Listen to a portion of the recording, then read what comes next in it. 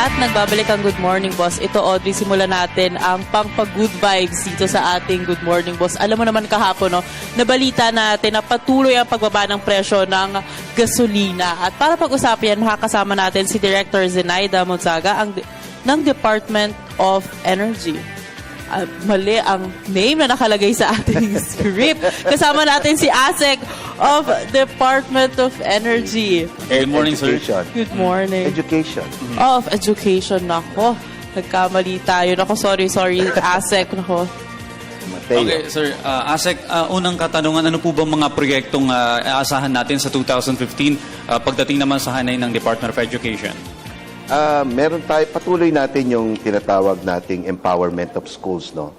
Kung saan magiging useless yung empowerment of schools and principals kung hindi naman natin bibigyan ng karampatang responsibilidad at pondo. Sa katunayan nga, patuloy na ini-increase natin yung MOE na minamanage ng ating mga school principals. Sa elementary, from 200, naging 800 plus yan, yung MOE nila. Samantalang sa high school, from 600 to 1,000 plus. So, ito po ba pangkalahatan?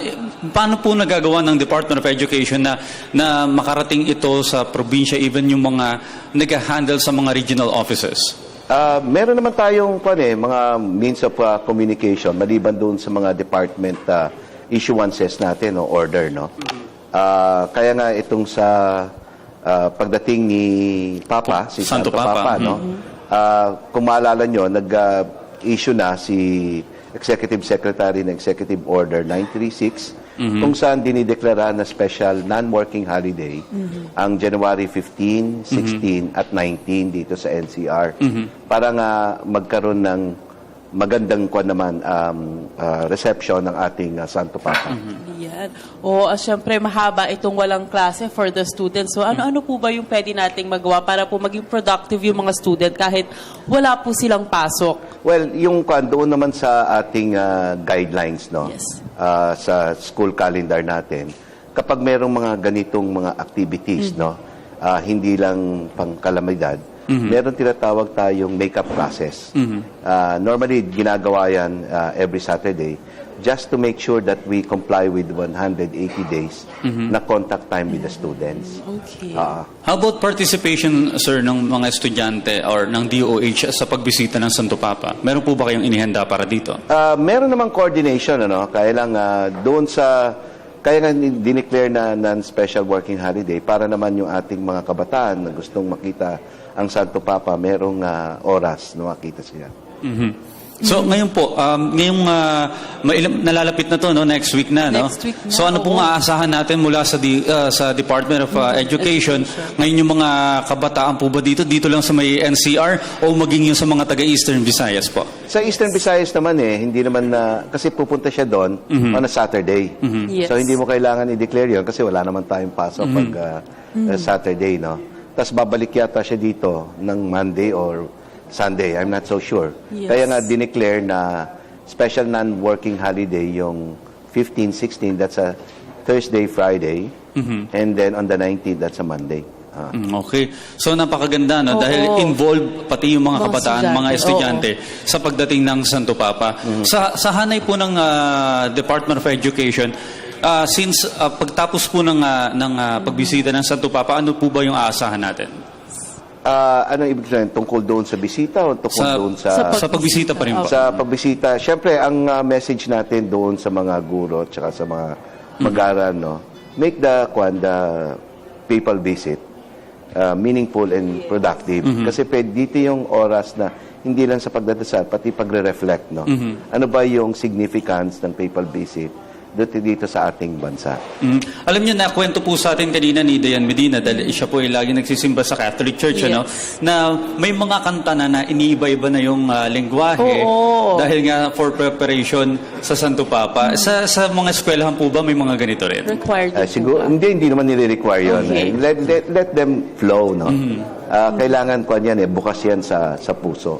Actually, marami naman talagang preparations. Kahit naman siguro hindi sa eskwelahan, kahit sa simbahan, di ba? Mayroon pang prayer sa pagdating ng Santo Papa. So, I think tama naman sabi ni Sir, let it flow, hayaan lang natin. And ito nga, may balita pa na pati yung prayer for the security of Pope Francis, dapat maging safe. Pero how excited is the Department of Education being part of the papal visit, sir? Well, syempre, lahat naman tayo. Excited tayo. Kasi sino yung pupunta? Importanteng tao sa buong mundo. Ang leader ng simbahang Katolika. Ng simbahang Katoliko. So, kailangan lang natin pakita sa kanya kung sino talaga ang Pilipino. Ay. Yung di ba, Pilipino, sabi nga nila, Yes. Pilipino, piling-pili, pinong-pino. Okay. So, sir, sa pakikibahagi ng mga estudyante, sa paanong paraan mapapakita yung pagiging Pilipino natin?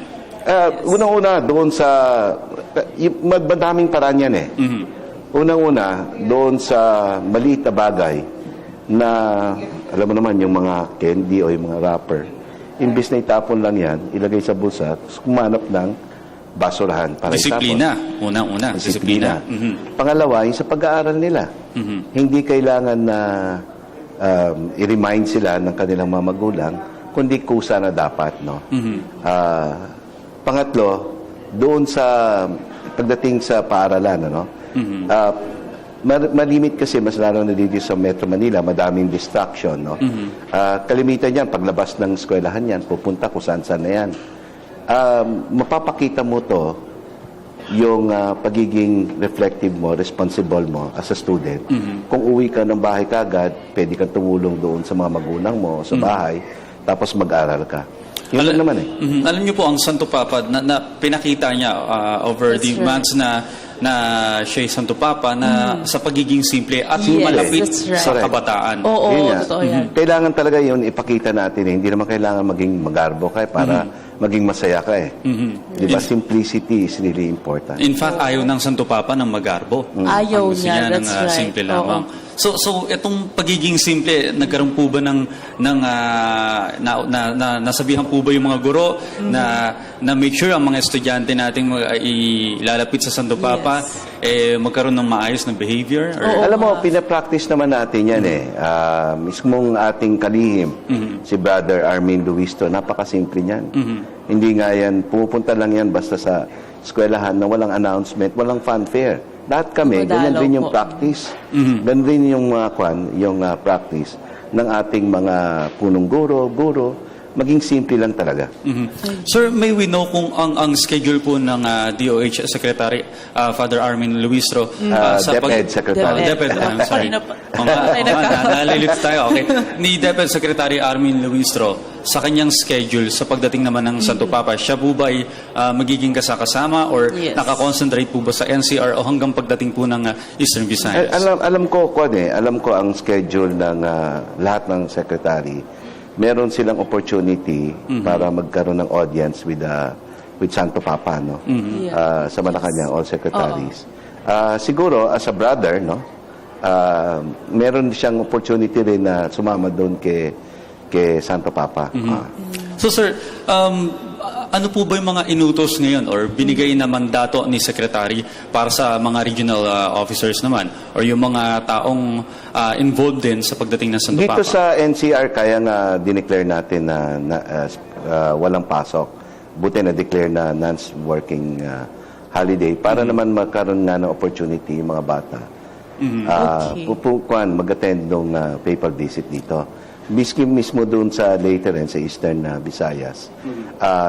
Bagamat Saturday and Sunday yon, hindi na kailangan i-declare yon. Pero yung sinabihan natin yung ating mga schools at mga officials, kung meron silang opportunity, no, Yes. they can also join the state visit, papal visit.